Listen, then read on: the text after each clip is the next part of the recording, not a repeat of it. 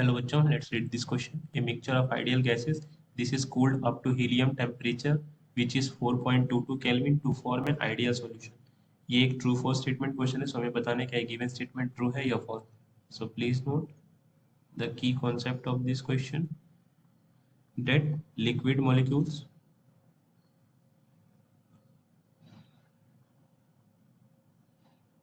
has low force of attraction between them. Low force of attraction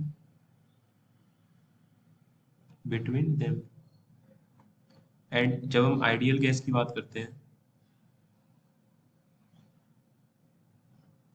ideal gas says that the ideal gas has no force of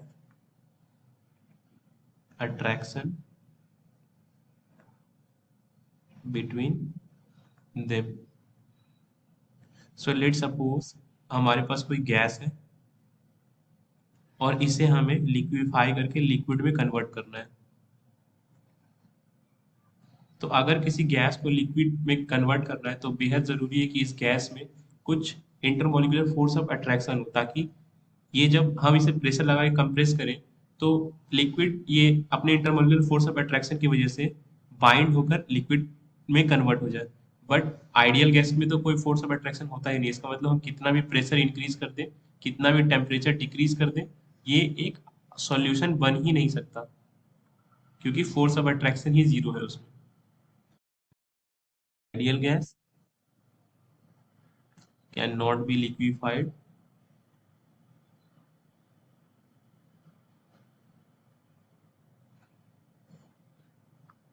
even at a liquid temperature,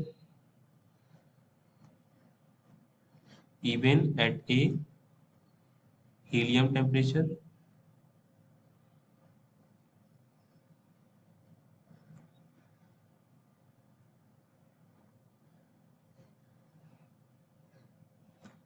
जो कि है 4.22 kelvin,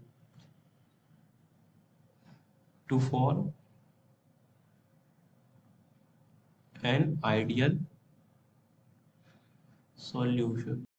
helium gas जो कि सबसे difficult है to be liquefied, ये भी 4.22 kelvin पर लिक्विफाई हो जाती है, क्योंकि इनके बीच में कुछ फोर्स ऑफ अट्रैक्शन होता है, जबकि रियल गैस आइडियल गैस में कोई भी फोर्स ऑफ अट्रैक्शन नहीं होता. इसका मतलब ये जो given statement a mixture of ideal gases is cooled up to liquid helium temperature to form an ideal solution, ये स्टेटमेंट फॉल्स है. सो आई होप आपको ये कॉन्सेप्ट समझ आया स्टूडेंट्स. थैंक